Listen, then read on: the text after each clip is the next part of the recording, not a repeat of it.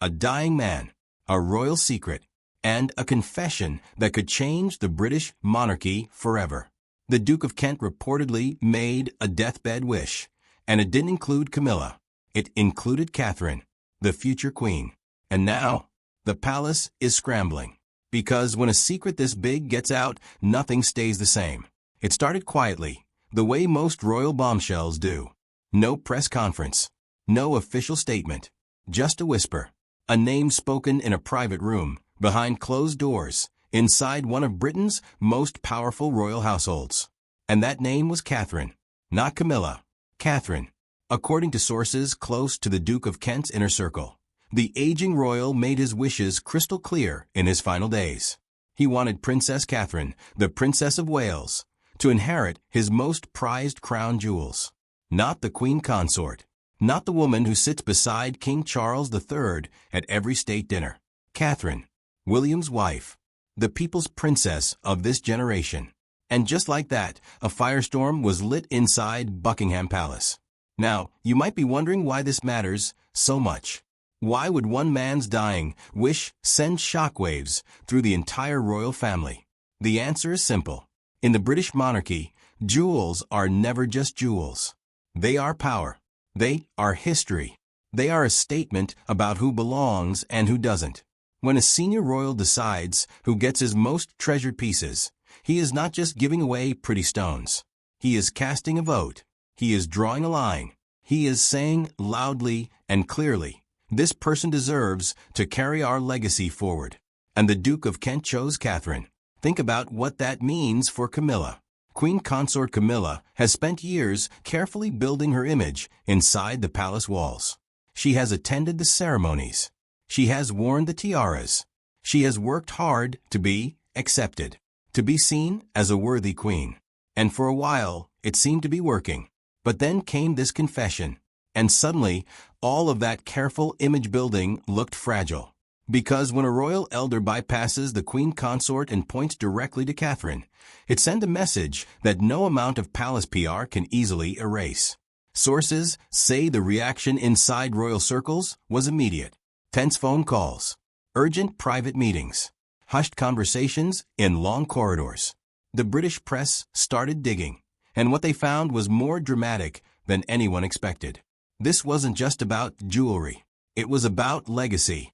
About who the older generation truly believes should lead the monarchy forward. The Duke of Kent had spoken, even from his deathbed, and the palace has not been the same since. Most people outside Britain barely know his name, but inside the royal family, the Duke of Kent was one of the most respected figures alive. Prince Edward, the Duke of Kent. Remember that name. He was not some distant cousin. He was a man at the very heart of the British monarchy. Born in 1935, he was the grandson of King George V. He grew up through World War II, the death of King George VI, and the coronation of Queen Elizabeth II. He watched the monarchy transform decade by decade. He understood it from the inside. He served in the British Army. He represented the crown at official events around the world. For years, he stood in for the Queen at ceremonies she could not attend. That means the late Queen Elizabeth trusted him personally and deeply. The Duke of Kent was never flashy. He never chased headlines. He stayed in his lane, did his duty, and remained quietly dignified. In royal circles, that earns enormous respect. So when a man like that makes a specific request about his crown jewels, people pay attention. Not because they have to, but because they know it means something. Now let's talk about those jewels. The Duke of Kent's collection is not ordinary. Over decades, he accumulated pieces with real historical weight. Some items trace back generations through the royal family tree. These are artifacts, symbols, physical pieces of British royal history. In aristocratic tradition, passing such items carries enormous symbolic meaning. It signals continuation. It says, this person is worthy of carrying what came before. And the Duke chose Catherine to carry that forward. Not Camilla. Not any other senior female royal. Catherine, the woman who one day will stand beside King William V. People close to the Duke say this was not a casual decision. He thought about it. He was deliberate. He was known for his loyalty to tradition, to the idea that the monarchy must be preserved and passed forward with care. His choice of Catherine over Camilla tells a story about where he believed the monarchy's future truly lies. And that story is making very powerful people inside the palace deeply uncomfortable. Let's dig deeper into the jewels, because they are history you can hold in your hands. Every tiara has a story. Every brooch has a bloodline. Every necklace has passed through the hands of women who shaped this monarchy across centuries. The Duke of Kent's collection carried that same weight. Among his most treasured pieces were items connected to Queen Mary, one of the most iconic and jewel-obsessed queens in British royal history. If any of the Duke's jewels carry that connection, their historical significance is almost impossible to overstate. Here is where the drama deepens. When Queen Elizabeth II passed away, there were quiet but intense discussions behind palace walls about which pieces would go where. Camilla, as queen consort, was expected to have access to certain pieces. But not everything belongs to the crown officially. Some pieces are privately owned, and the Duke of Kent's jewels fall into that category. They are his to give personally, without needing approval from any official body. And he chose to give them to Catherine. That distinction matters enormously. It means Camilla has no official claim, no legal argument, no protocol to hide behind. The Duke made a private decision, and in doing so, he handed Catherine something far beyond diamonds. He handed her a public endorsement from one of the most respected figures in the modern royal family. Royal commentators say they cannot remember a moment quite like this. A senior royal, in his final days, reaching past the current queen consort and placing his legacy directly in the hands of the future queen. It is both deeply personal and deeply political.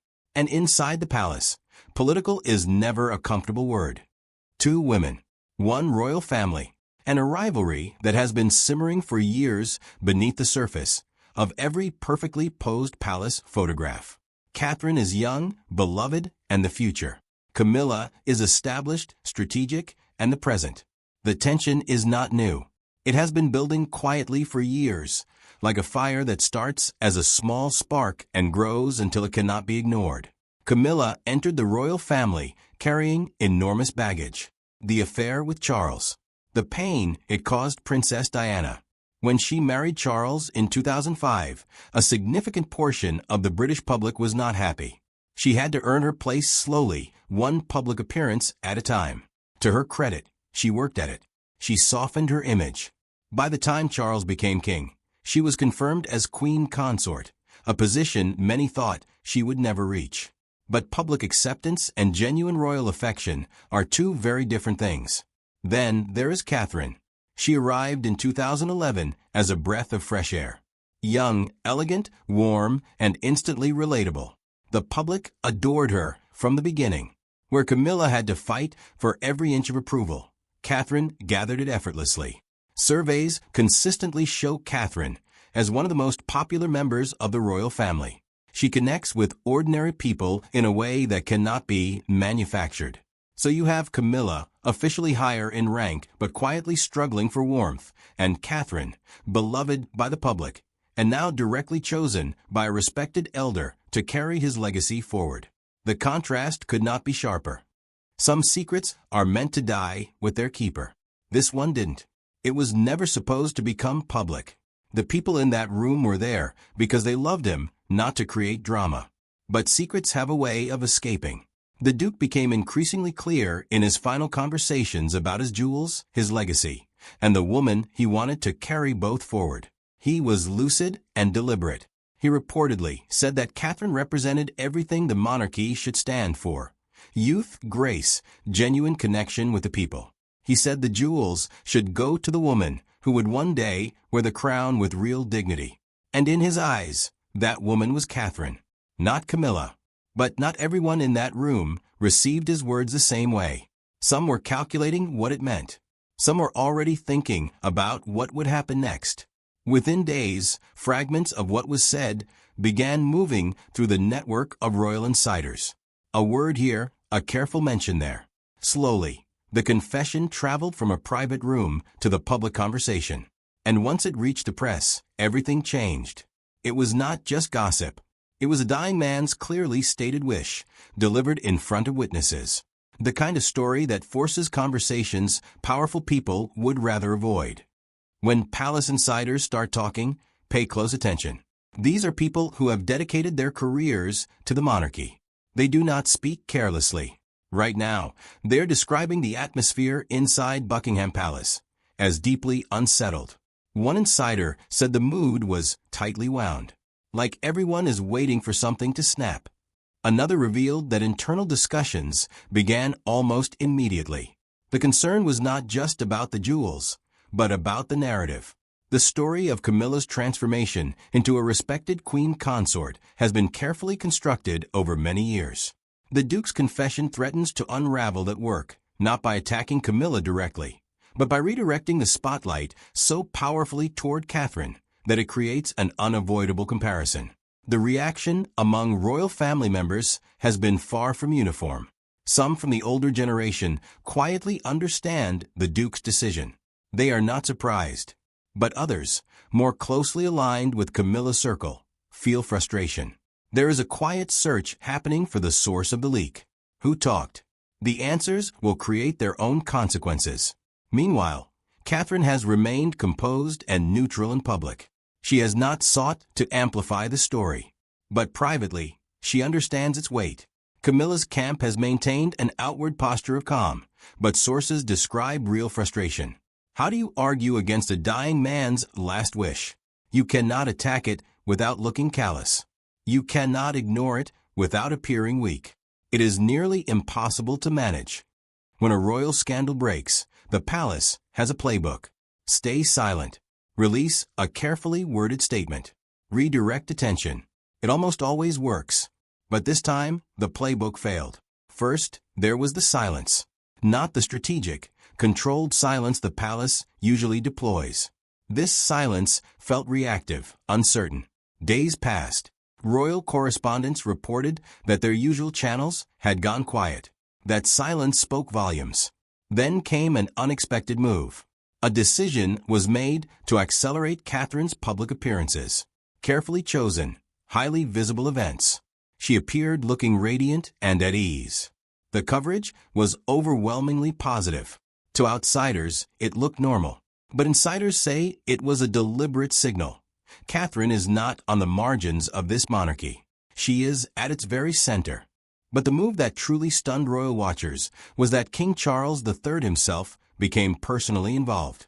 He typically maintains a careful distance from internal disputes. His direct engagement signals how serious the palace considers this situation. The Duke's confession cannot be undone. His words cannot be unspoken.